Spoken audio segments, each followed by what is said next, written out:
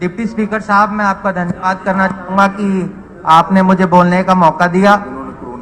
मैं इस सदन का ध्यान आज प्रदेश के जो युवा हैं वो कितने बेरोजगार हो रहे हैं उस तरफ आपका ध्यान आकर्षण करना चाहता हूं। और बेरोजगारी की वजह से उनका जो ध्यान है वो ड्रग्स की तरफ जा रहा है। आपने एक कहावत सुनी है, an empty mind is a devils workshop. तो आज का जो युवा है हरियाणा का वो ड्रग्स की तरफ जा रहा है। तो कहीं ना कहीं हमें यह ध्यान देने की जरूरत है कि इतनी बेरोजगारी हमारे प्रदेश के अंदर क्यों बढ़ रही है। उसके साथ साथ पिछले सालों में आप देखिए करीबन 35 हमारे जो पेपर हैं वो लीक हुए हैं। उसका साक्षी हो कि किस तरह से लोग तड़प तड़प के वहां पर मरे। तो मुझे लगता है मुख्यमंत्री जी ने कहा तो है कि हाई लेवल की इंक्वायरी होगी, पर मुझे लगता है ऐसा ना हो कि पिछली जैसी इंक्वायरियां रही है वैसी इंक्वायरी ये पेपरों में ही रह जाए और सच्चाई निकल के ना आए।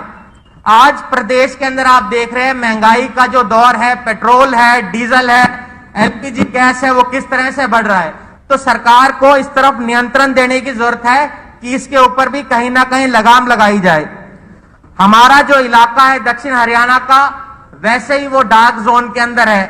पहले जब हमारी हुड्डा साहब जब मुख्यमंत्री थे, दक्षिण हरियाणा के अंदर करीबन 15 दिन नहर आती थी और आज हालात ये हैं कि हमें 2 दिन भी नहर का पानी नहीं मिलता है। तो कहीं ना कहीं इस तरफ भी ध्यान देने की जरूरत है कि क्या कारण है कि हम लोगों के साथ ये सौतेला व्यवहार हो रहा है।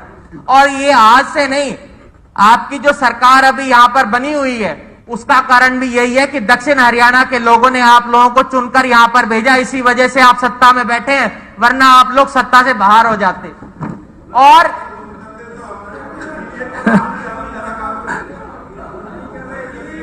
मुख्यमंत्री जी, ये बात आपकी ठीक है कि दक्षिण हरियाणा ने आपको बनाया है, पर आपको एक सच्चाई बताता हूं, ये लगातार हमारे साथ सौतेला व्यवहार हो रहा है। ना हमारी एम्स बनी है, ना हमारा बस स्टैंड बना है, खस्ता हालत है रोडों की। उस तरफ आप ध्यान दे दीजिए। धन्यवाद। अभी मुझे लगता है चुनाव ज्यादा दूर नहीं है, डॉक्यूमेंट्री है पानी का मंत्री जी, आपने पिछले विधानसभा सत्र के अंदर ये कहा था कि धारवेड़ा का जो गंदा पानी आता है उसका 3 महीने में निवारण हो जाएगा। आप देख लीजिए, आपकी अपनी है कि 3 महीने के अंदर इसका निवारण हो जाएगा, पर अभी भी हालात ये है कि लोगों को नेशनल हाईवे जाम करना पड़ा पानी निकालने के अंदर। लोगों को घुटने घुटने तक पानी पर रहने के लिए मजबूर है। मुख्यमंत्री जी ने स्वयं ये कहा था कि 3 महीने में वो हो जाएगा, उसका अभी तक काम की शुरुआत भी नहीं हुई है। मेरी बात सुनो, आप ये बताइए, आप अपनी जिम्मेवारी से कब तक बचेंगे? कब तक आप पिछली सरकारों का ही दोष दिए जाएंगे? कब अपनी जिम्मेवारी को मानेंगे? हमने कर रखा है। पानी तो बारिश होगी तो रुकेगा, 2-2.5 घंटे तो लगेंगे। जो धारवेड़ा से भी गंदा पानी आता है वो भी आता ही रहेगा। जिसका कहा था आप 3 महीने में निवारण कर देंगे, आज 7 महीने हो गए। अब रिवाड़ी धारवेड़ा के अंदर ही है जी, धारवेड़ा रिवाड़ी के अंदर ही आता है। एक मिनट, अब मंत्री जी ये बताना चाहता हूँ कि पावन से ही है, धारवेड़ा क्या रिवाड़ी का हिस्सा नहीं है? जो प्रश्न है उसका जवाब उन्होंने दे दिया। धारवेड़ा इसके आपके प्रश्न में है नहीं। पानी का तो मुद्दा है ना जी, रिवाड़ी का ही मुद्दा था, पानी का ही मुद्दा था। प्रश्न पूछा, उसके कै भाग का उत्तर है हाँ श्रीमान जी, कै भाग का उत्तर है नहीं श्रीमान जी। अध्यक्ष जी, मेरा सवाल ये था कि क्या रेवाड़ी शहर के अंदर स्ट्रॉम वाटर ड्रेनेज डली है, जिसका जवाब दिया गया है हाँ। और मैंने फिर पूछा है कि अगर ये डल चुका है तो मॉडल टाउन, नई आबादी, नई बस्ती, कंपनी बाग, civil hospital, bus stand, sector 4, sector 3 में पानी क्यों बढ़ता है? उसका जवाब है नो सर। तो सर ये दोनों बात ही मैच नहीं हो रही है। एक तरफ तो आप कह रहे हैं कि स्ट्रॉन्ग वाटर ड्रेनेज डल गई है, दूसरी तरफ आप ये कह रहे हैं कि पानी क्यों बढ़ता है, उसका आपने मेरे को जवाब नहीं दिया। तो दोनों बातों का या तो आपको जिस भी अफसर ने ये जवाब लिख के दिया है, मुझे लगता है वो ठीक नहीं दिया है, उसको आप देखिए। क्योंकि मेरे सामने तो पूरा शहर डूबा हुआ है।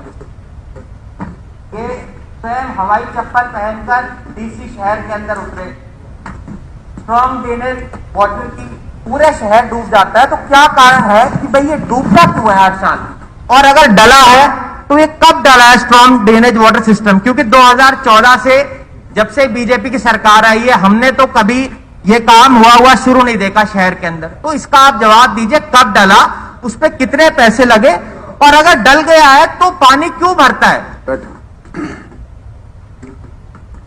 माननीय सदस्य ने पूछा है कि भाई कब डला, तो शहर जो रेवाड़ी शहर है उसका बरसाती पानी का निकासी मौजूदा सीवरेज नेटवर्क, जिसमें 3 मल संशोधन यंत्र 16 MLD 8 MLD नशियाजी रोड लाख रुपए के अनुमान के तहत करवाया गया है, जो मॉडल टाउन कृष्णा कॉलोनी और शक्ति नगर के क्षेत्र के बरसाती पानी की निकासी को करता है।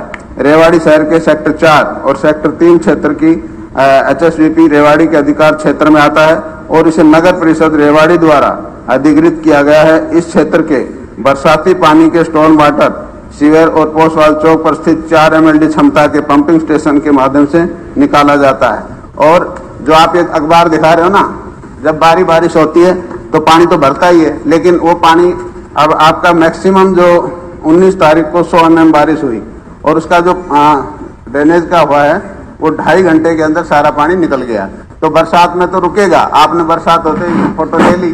अध्यक्ष जी, इन्होंने सारी बातें बता दी पर गोल मोल कर दिया। जो मैंने सवाल आपसे पूछा था उसका जवाब अभी तक मुझे नहीं मिला कि रीजन क्या है कि जब स्ट्रॉन्ग ड्रेनेज वाटर सिस्टम डल गया तब भी पानी क्यों भरता है? आप कह रहे 2-2.5 घंटे में निकल गया।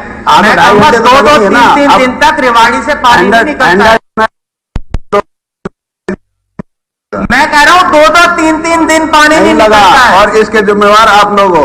आई समझ हमारी 2014 से आप और जिम्मेदारी से हम, 2014 से सरकार आपका जिम्मेदार हम है। मेरी बात सुनो, अरे सुनो मेरी सरकार आई है। आपसे 30 साल पहले आपके पिताश्री 30 साल रेवाड़ी का बचा है। एक मिनट और रेवाड़ी का बचा बिठा अब इनको 7 साल हो गए, अभी तक भी आप कह रहे हो जिम्मेदार हम है। एक मिनट सप्लीमेंट्री है। मेरी बात सप्लीमेंट्री हो गई 2 और इनके टाइम उनको बता दिया सप्लीमेंट्री है, पानी का ये और मंत्री